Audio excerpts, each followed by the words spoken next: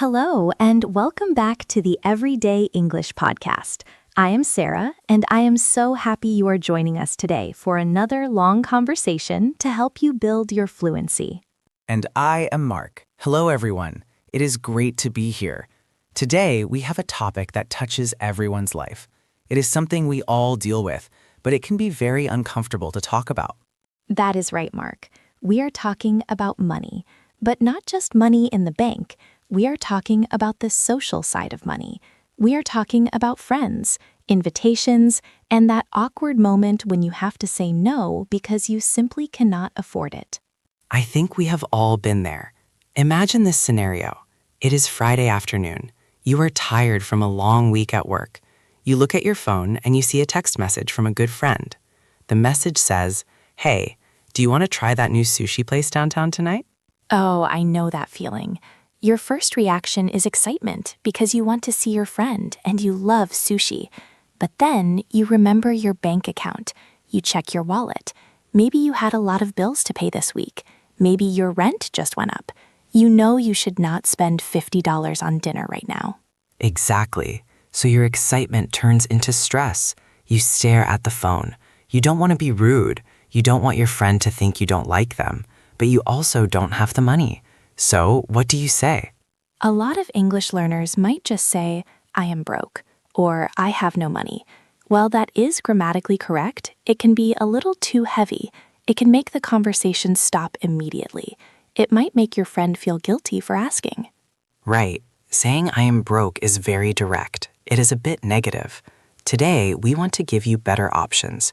We are going to teach you 7 polite, natural, and socially smart ways to say "I can't afford it" without losing face and without making things awkward.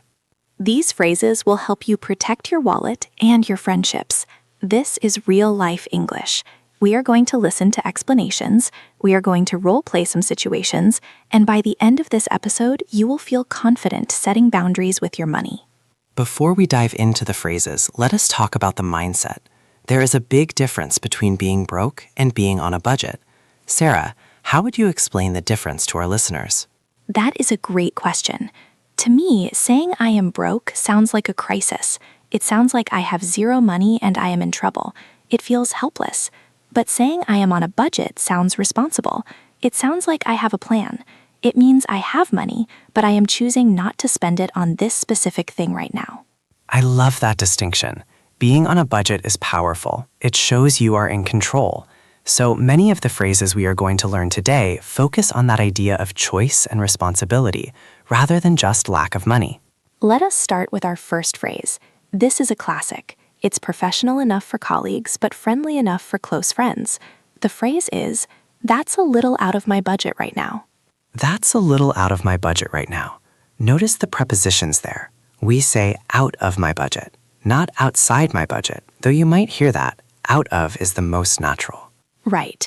And notice the word little. That's a little out of my budget.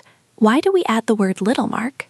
We use little to soften the blow. It makes the rejection sound less harsh. If you say "that's out of my budget," it is very firm.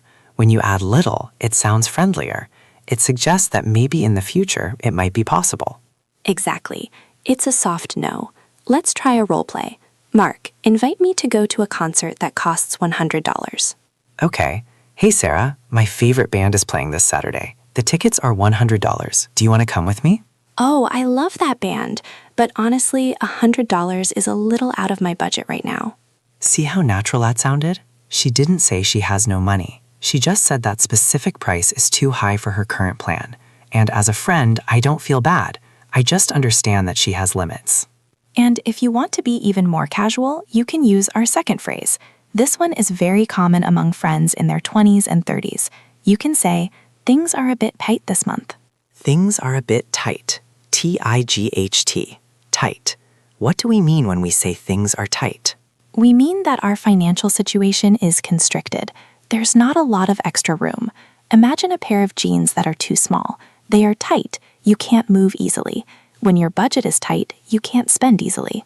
This is a great phrase because it is vague. It doesn't give details. You are not telling your friend exactly why you have no money. You are just giving a general feeling.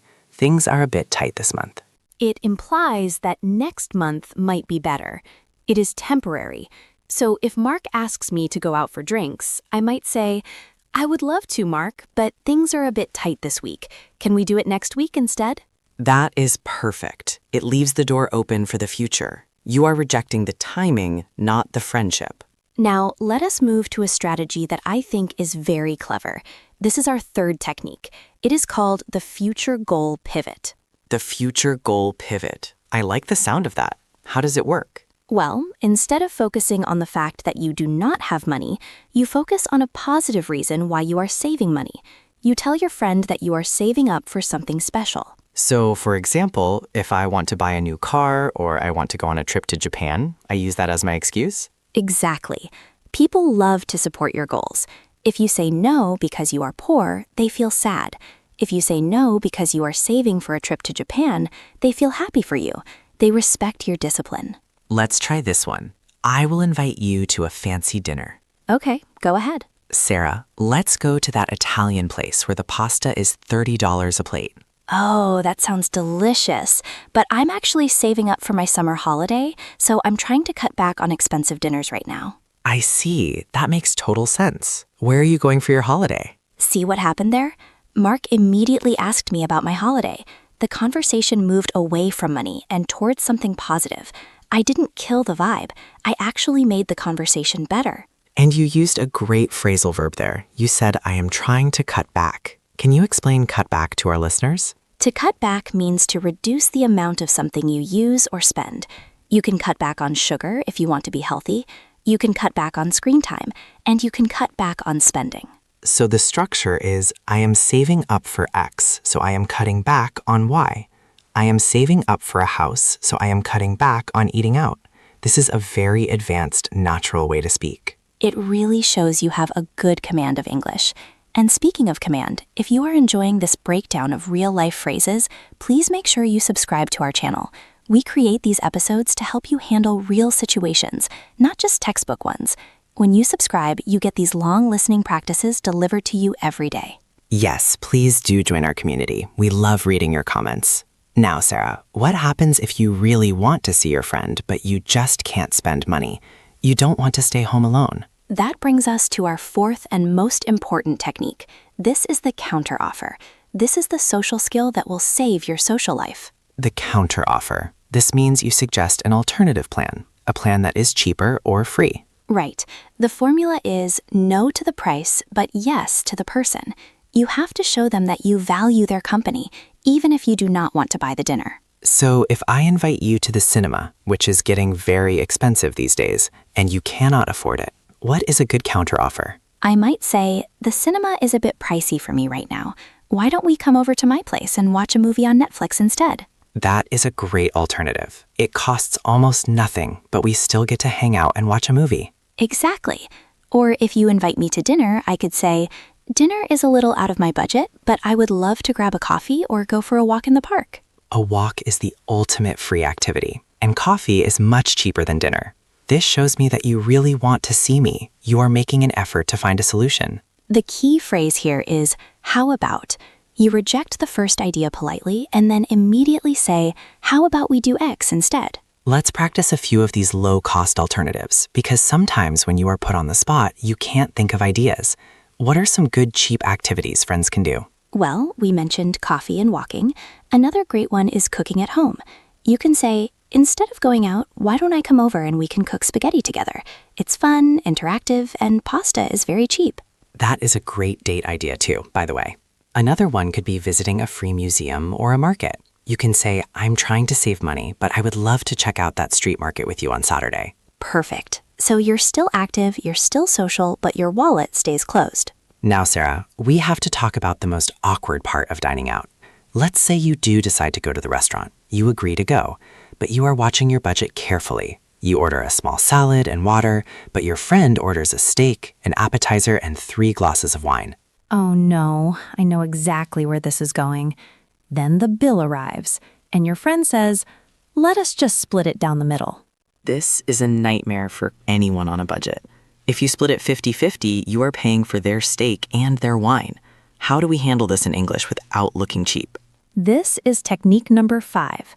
clarifying the bill before you order, or knowing the right vocabulary when the bill comes. The best time to say something is at the beginning, right? When you sit down? Yes, if you are nervous, you can say to the waiter, "Could we get separate checks, please?" You ask this before you order any food.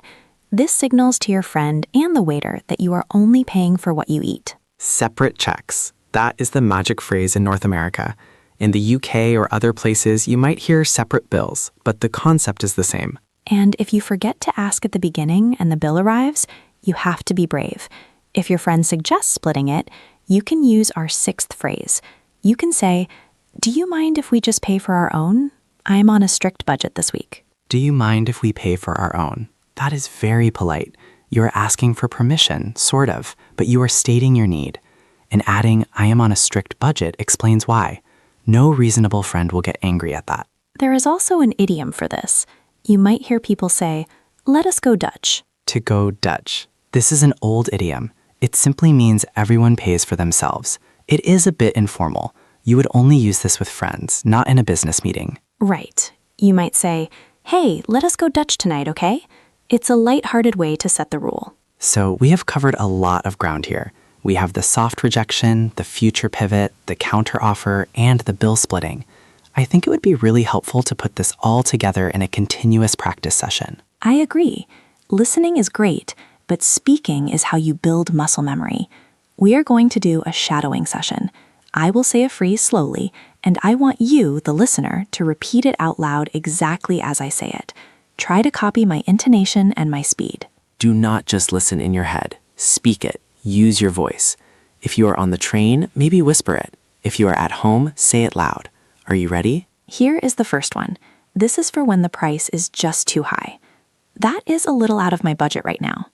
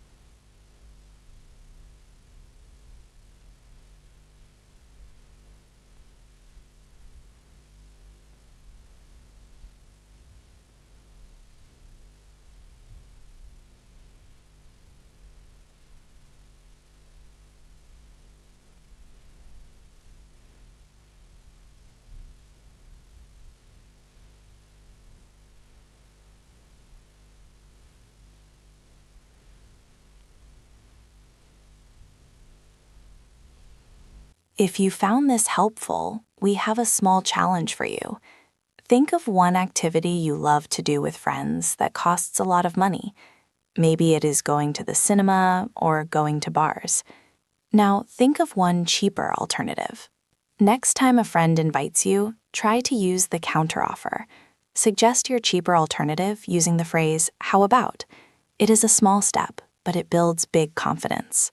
Thank you so much for listening to the Everyday English podcast. We really appreciate you spending your time with us. Yes, thank you. Keep practicing, keep listening, and do not be afraid to speak up for your budget. We will see you in the next episode. Bye for now. Bye, everyone.